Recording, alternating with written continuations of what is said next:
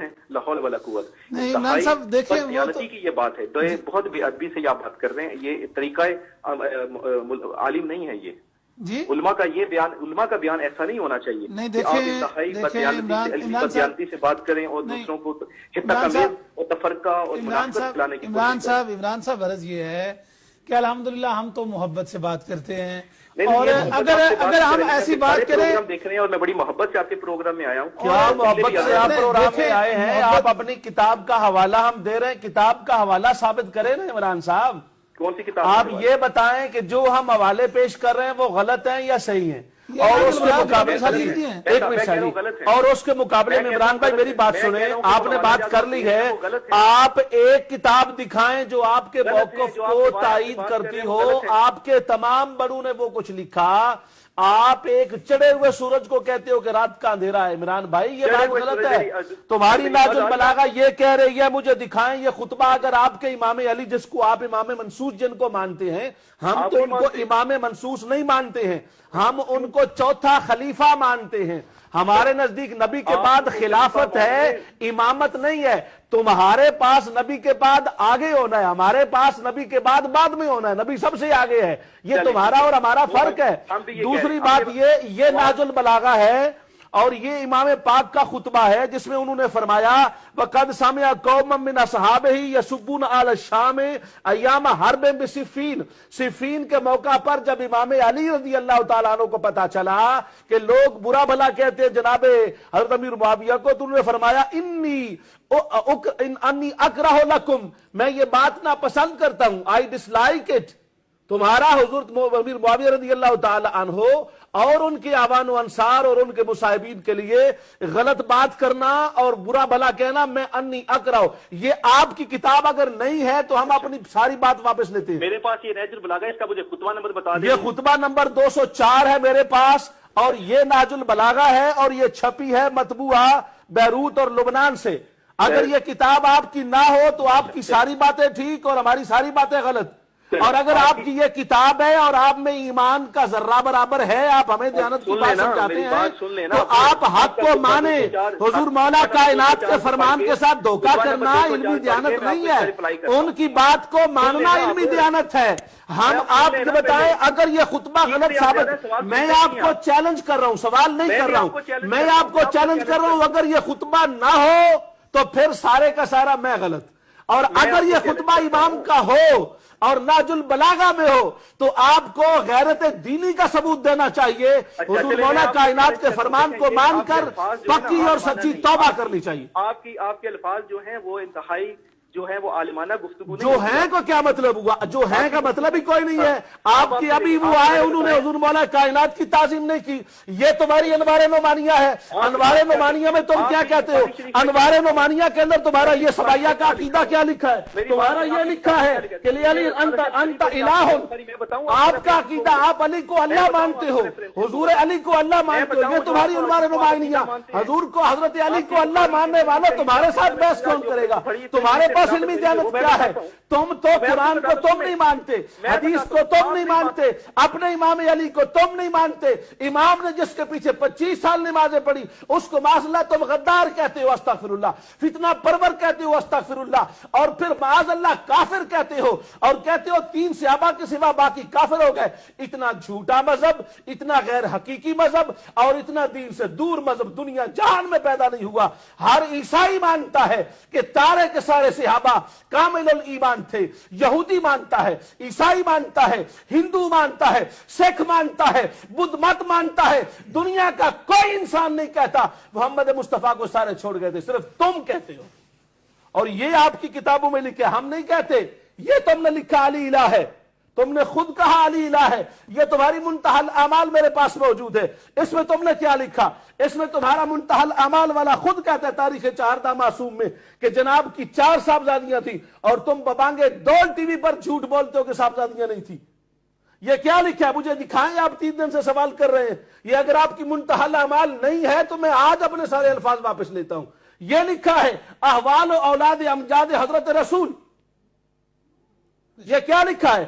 اور یہ لکھا ہے در قرب الاسناد از حضرت جعفر صادق روایت شدہ است از برائے رسول خدا کہ رسول خدا کے لیے از خدیجہ متولد شدند، حضرت خدیجہ سے پیدا ہوئے کون؟ طاہر، قاسم، فاطمہ، ام کلثوم، رقیہ و زینب، یہ سارے چاروں صاحبزادیوں کا ذکر کیا گیا ہے۔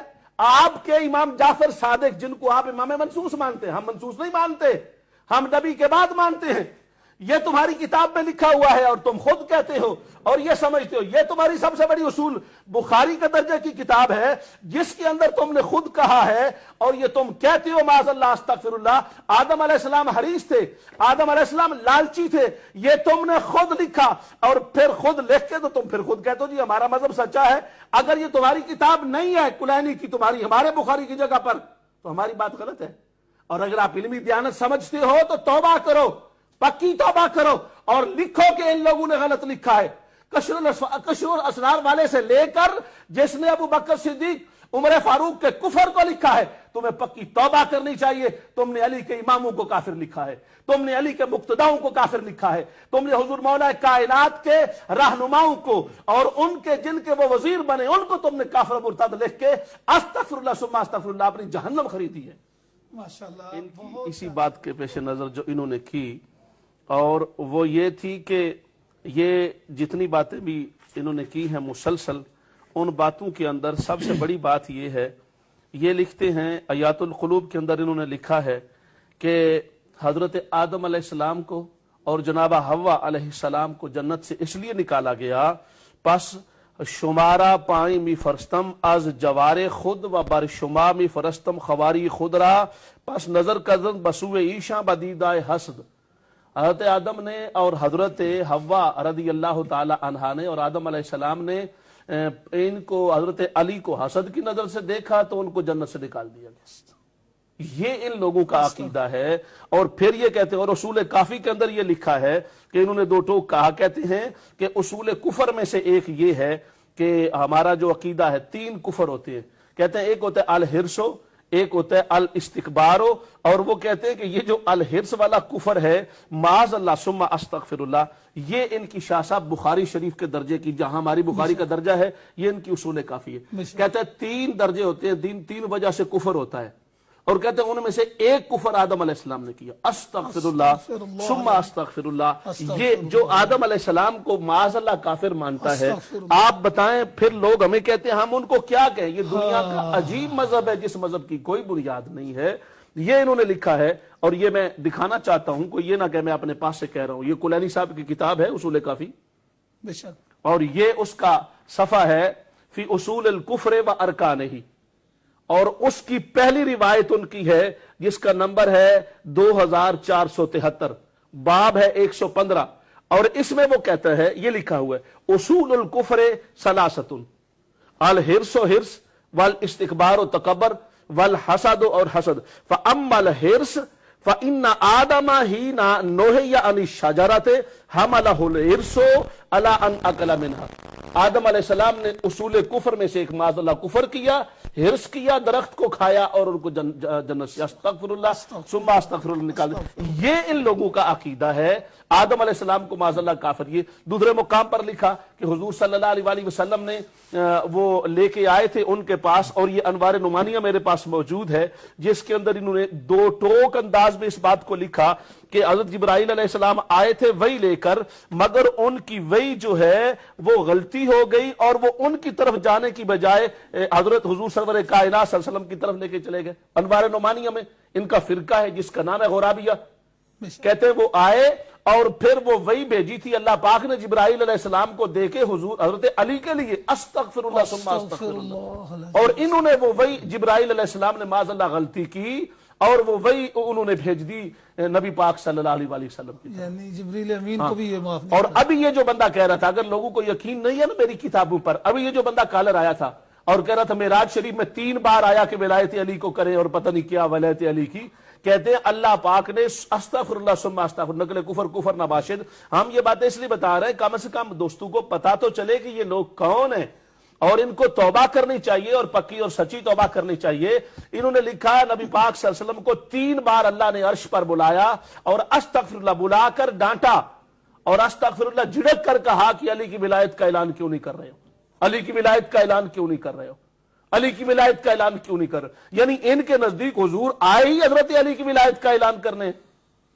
پھر انہوں نے خود اپنی کتابوں میں لکھا، منتہی الاعمال میں یہ عبارت موجود ہے اور دیگر ان کی تمام کتبوں میں عبارت موجود ہے، کہتے ہیں کہ حضرت علی حضور کے سوا ما عدا جدہم، حضور کے علاوہ باقی سارے نبیوں سے افضل ہے۔